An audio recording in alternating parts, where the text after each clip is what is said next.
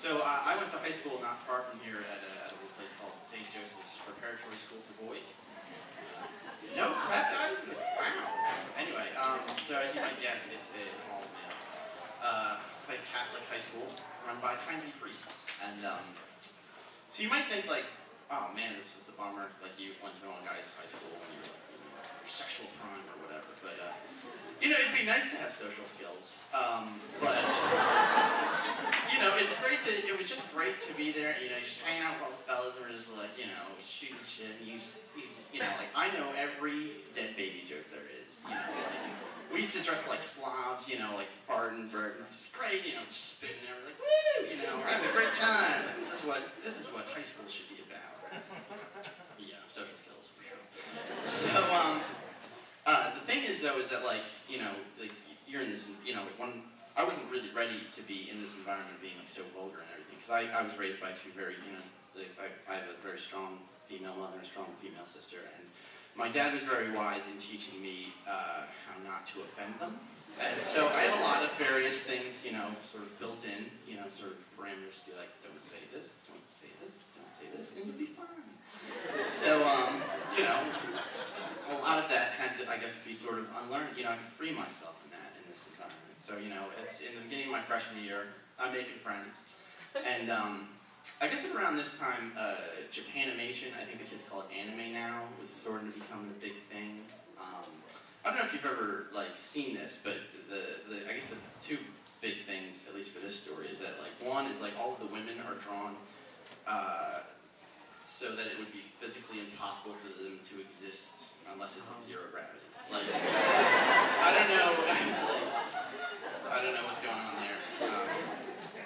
But you know, I'm a freshman in high school. I'm like, and then the other big thing is that you know, they're drawn with very big eyes, where it's like the eyes take up like half of the face. So you know, I'm with the boys and we're talking about this. We're riffing, and I'm really hit my stride. I'm like going, I'm like getting, you know, and I'm all these jokes, and so I finally come up with this line where I'm like, and I saw this one, and like her eyes were as big as her boobs. And so everyone, and I was like, ah, like this reaction was kind of tepid, and I was like, I was like, no, like I need to step it up. Like I'm here at this high school, all for guys, you know, I can start, you know, let's really get in there, let's really, you know, work it. So like, I was like standing, so the way it was is like, here was the entrance to the school, and then there was like a wall, and here were all my friends. So I was against the wall, and I said that, and then I was like, I'm really gonna sell this one. So I, you know, turned, you know, I'm like, and her eyes were as big as her tits, and it's like, this, only worse, and I'm like, immediately, you know, I turn around, priest. You know, so you got priest right there, and it's like, and he's like, well, that's nice. And to be fair, he heard that way out of context. You know, he's probably thinking I'm being just very misogynistic about some girl, and he's like, oh yeah, you know, it's not fair to me, you know. So anyway, you know, caught in the sights of this priest, just said, eyes are as big as her kids. And so I did the only sensible thing to do, I ran away. So it's, you know, freshman year goes by, you know, I didn't have any classes with it, you know, I didn't see him or anything, so like, so it's like sophomore year's rolling around, you know, I'm talking with everybody about who's back, who's left, you know, I'm kind of worried if I maybe end up in this class, and he's like, you, like, you know, it's over with you, buddy.